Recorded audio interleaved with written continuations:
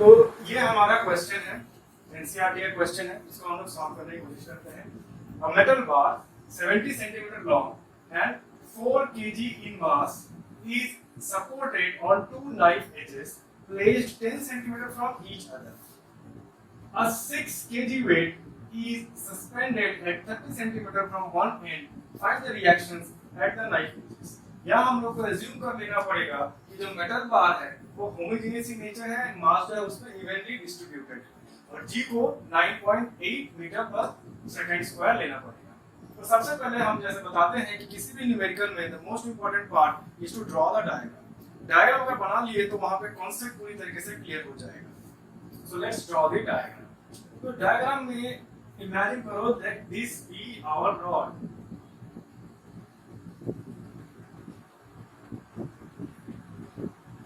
अगर ये हमारा रॉड हुआ तो इसको दो नाइफ्स की मदद से सपोर्ट करना है, तो जाहिर सी बात है दोनों ही दो नाइफ को इक्वल डिस्टेंस पे होने चाहिए। तो इमेजिन करो यहाँ पर अगर एक नाइफ एज लगाते हैं तो दूसरा नाइफ एज भी ऐसे ही इक्वल डिस्टेंस पे होगा। पूरा का पूरा डिस्टेंस दे दिया है हम लोगों को 70 सेंटीमीटर का, तो ये डिस्टेंस ये लेंथ तो हम लोग ले लेते हैं 70 सेंटीमीटर। ये हो गया 70 सेंटीमीटर। इस रॉड का सेंटर ऑफ मास या सेंटर ऑफ ग्रेविटी कोइंसाइड करेगा इन दिस केस, और वो दोनों ही पूरा इसका बीचों बीच रहेगा। तो सेंटर ऑफ ग्रेविटी ये रहा, यानी सेंटर ऑफ ग्रेविटी इसलिए बोल रहे हैं बिकॉज हम लोग को इसका वेट लेना है। अगर सेंटर ऑफ मास बोलते तो हम लोग को सिर्फ इसका मास लेना पड़ता है। Mass does not have any direct scalar quantity. हम लोग को यहाँ पे वेट चाहिए, इसीलिए पूरे के पूरे बार का वेट हम लोग एज्यूम कर सकते हैं यहाँ से नीचे की तरफ जा रहा है। Let this be W1। W1 is the, पकड़ लेते हैं यहाँ पे, हम लोग को लिखना पड़ेगा, चलो लिख देते हैं। W1 is the centre of gravity of the bar. Now अगर ये 70 सेंटीमीटर का है तो ये जो two knife placed 10 centimetre from each end, यानी यहां से यहां तक की जो दूरी है ये 10 सेंटीमीटर की है, और यहां से भी ये जो दूरी है ये हो गया 10 सेंटीमीटर। पूरा 70 का है और ये बीचों बीच यहां से लिए हैं हम लोग, तो जाहिर सी बात है यहां से ये जो डिस्टेंस होगा ये 35 सेंटीमीटर एंड 35 सेंटीमीटर ये हो गया। ये जो डिस्टेंस दिख रहा है ये डिस्टेंस कितना होगा? 35 में से अगर 10 चला गया तो ये डिस्टेंस हो जाएगा हम लोगों का 25 सेंटीमीटर।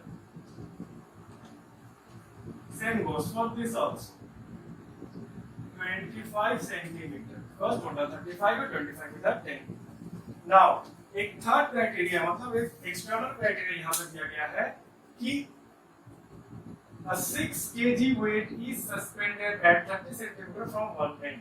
6 kg weight को एक्स्ट्रा से सस्पेंड किया यहाँ पे, तो let us say that इस एंड से अगर सस्पेंड किया गया है तो 30 सेंटीमीटर, तो यहाँ से अगर 30 सेंटीमीटर जाएंगे तो लगभग यहाँ से इसको सस्पेंड किया गया है ऐसे करके। तो let this be W2। तो W2 को हम लोग यहाँ पे लिख देंगे, W2 यहाँ पे हो जाएगा 6 kg weight। ये रहा हमारा डायग्राम, और यहाँ पे एक और चीज रह जाएगा, यहाँ से इसकी जो दूरी हो जाएगी ये 5 सेंटीमीटर की हो जाएगी। तो हमारा डायग्राम पूरी तरीके से कंप्लीट होगा। अब इस डायग्राम को कैसे सॉल्व करेंगे? तो सबसे पहली बात, सारे यूनिट्स को हम लोग स्टैंडर्ड सिस्टम में ले आएंगे, एसआई सिस्टम में ले आएंगे। जितने भी सेंटीमीटर्स है वो सब मीटर में आ जाएंगे, तो जब कैलकुलेशन करेंगे वहीं पे चेंज कर देंगे। लेकिन यहाँ पे जो केजी वेट है इसको अच्छे से चेंज करना आना चाहिए हम लोगों को। 4 kg वेट, यानी ये जो दिख रहा है W1, ये दिख रहा है 4 kg वेट होगा, ये वाला 4 kg वेट, और ये हो जाएगा 6 kg वेट। 4 kg इन मास बोला है, तो 4 kg इन मास, तो 4 kg रहने दो, 4 kg इन मास है, और इसका अगर हम लोग वेट लेंगे नीचे की तरफ तो उसको लिख देंगे 4 kg वेट।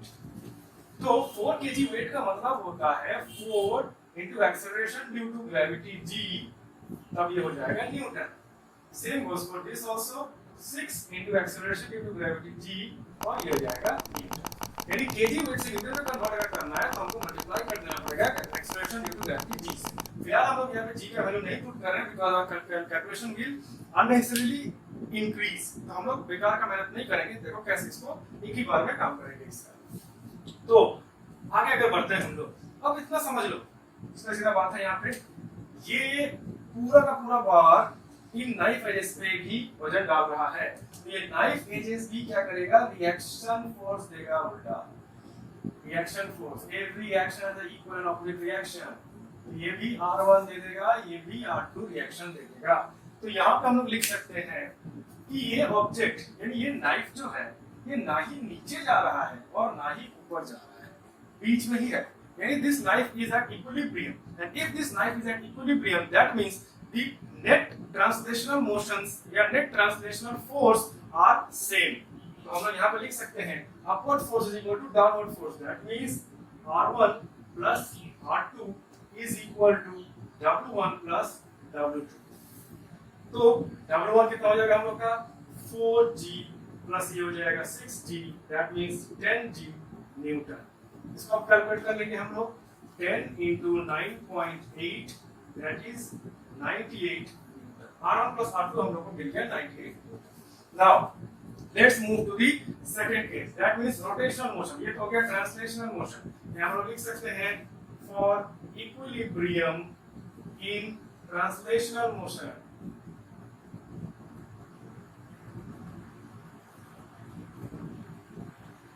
ट्रांसलेशनल मोशन या लीनियर मोशन, ये रहेगा। अब नेक्स्ट हम लोग ले आएंगे for equilibrium in rotational motion.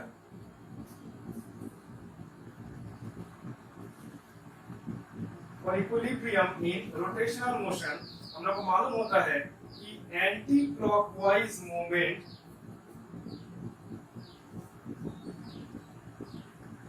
Is equal to clockwise movement. और मोमेंट निकालने में हम लोग क्या करना पड़ता है, जिस चीज का मोमेंट निकाल रहे हैं उस चीज का वो वैल्यू लेते हैं और अबाउट अ पॉइंट, वो एक पॉइंट हम चूज करेंगे, उस पॉइंट के अक्रॉस कितना उसका लेंथ है उस ऑब्जेक्ट का या उस पैरामीटर का, उसको लेते हैं हम लोग। और क्लॉकवाइज हो रहा है कि एंटी क्लॉकवाइज हो रहा है, इसको हम लोग करते हैं। स्टार्टिंग हम इसका पूरा मेथड डिस्कस कर चुके हैं, अब एक बार करेंगे तो समझ में आ जाएगा। जैसे कि एंटी क्लॉकवाइज मूवमेंट, हम लोग एक काम करते हैं, बीचों बीच जो पॉइंट दिख रहा है ये तो पूरा centre of mass centre of gravity है, इसी को ओरिजिन मानते हैं यहाँ पे और आगे की तरफ करते हैं। तो एंटी क्लॉकवाइज मूवमेंट अगर हम लोग यहाँ पे लिखना चाहें तो एंटी क्लॉकवाइज डायरेक्शन कैसा होता है, एंटी क्लॉकवाइज डायरेक्शन होगा इस तरीके से एंटी क्लॉकवाइज, और क्लॉकवाइज डायरेक्शन घूमेगा इस तरीके से क्लॉकवाइज।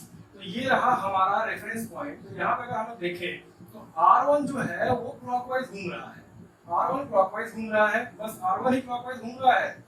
लेकिन ये जो दिख रहा है W2 अगर यहाँ से रिस्पेक्ट में देखेंगे तो एंटी क्लॉकवाइज घूम रहा है। R2 को देखेंगे इसके रिस्पेक्ट में तो ये भी एंटी क्लॉकवाइज ही घूम रहा है।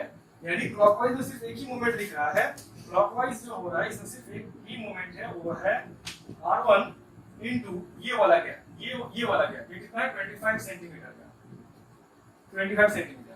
और एंटी क्लॉकवाइज जो मूवमेंट है उसमें W2 भी आ जा रहा है और R2 भी आ जा रहा है। That means it will be W2 into 5 centimetre plus R2 into 25 centimetre. Now अब हम लोग क्या लिख रहे हैं, इसके वैल्यूज लिख देते हैं। तो ये R1 का वैल्यू हम लोगों को नहीं पता, तो R1 को ऐसे रख देते हैं। R1 into 25 सेंटीमीटर का मतलब होता है 0.25 मीटर्स। और इधर अगर हम लोग देखें W2 कहाँ ये रहा, W2 का हम लोग को वैल्यू मालूम है 6G न्यूटन। तो इधर हम लोग लिख दिए 6G। W1 भी कह सकते हैं, फिर W1 क्यों नहीं लिए, because W1 along the origin आ रहा है, उसी एक्सिस में आ रहा है, तो इसको हम लोग को नहीं ले सकते बिकॉज़ इसी का डिस्टेंस ओरिजिन से 0 है। तो अगर यहाँ पे लिखते हैं W1 into 0 तो 0 ही आ जाएगा, उसके लिए हम लोग अलग से नहीं लिख रहे हैं। तो W2 हो जाएगा हम लोग का 6G न्यूटन, यानी 6 into 9.8 into 0.05 मीटर्स, 5 सेंटीमीटर को मीटर में कन्वर्ट करें, प्लस R2 into 0.25, ये हो गया। अब इसको अगर हम लोग सॉल्व करेंगे, हमको दिख रहा है R1 और R2 के रिस्पेक्ट में आएगा, R2 को इधर भेज देंगे, बाकी सारी चीजों को इधर भेज देंगे, और जब आगे बढ़ाएंगे इस चीज को तो हम लोग कुछ इस तरीके से आएगा, जो वैल्यू हम लिख दे रहे हैं यहाँ पे, that will be around R1 minus R2 will be 11.76 Newton, 11.76 Newton. तो हमारा यहाँ पे ये आया equation 1, that means R1 plus R2 आया है इक्वेशन 1, that is 98 न्यूटन, और R1 minus 2 is equation 2 which is 11.76 Newton. और इसी को अगर हम लोग जब सॉल्व करेंगे, साइमल्टेनियस इक्वेशन है, ज्यादा कुछ करने की जरूरत नहीं है, एक काम करो ना, इक्वेशन 1 और इक्वेशन 2 को ऐड कर दो, वहां पे R2 कट जाएगा, R1 का वैल्यू निकल जाएगा, R2 R1 आएगा, और इधर भेज दोगे डेटा तो डिवाइड बाय 2 कर दोगे, सिंपल निकल के आ जाएगा, वहां से R1 और R2 का वैल्यू निकल के आ जाएगा। आंसर हमारा आएगा R1 54.88 न्यूटन, R1 आ जाएगा हम लोगों का 54.88 न्यूटन, और R2 का वैल्यू हम लोग को मिल जाएगा 43.12 न्यूटन, 43.12 न्यूटन। और यही हमारा है जो निकालना था, find the reactions at the knife edges, R1 और R2 का वैल्यू सिंपली निकल के आ गया। So this is how we are going to solve this type of sums. ये प्रिंसिपल ऑफ मोमेंट्स में से आया हुआ सम है, हम लोग आगे भी करेंगे, रोटेशनल मोशन के सम्स भी करेंगे, ये प्रिंसिपल ऑफ मोमेंट्स से सम काफी इजी है, एक बार अगर कॉन्सेप्ट समझ में आ जाए तो लोग काफी आसानी से बड़े सम्स को भी कर सकते हैं। तो देख लो, अगर कुछ दिक्कत हो तो बताओ, हम एक्सप्लेन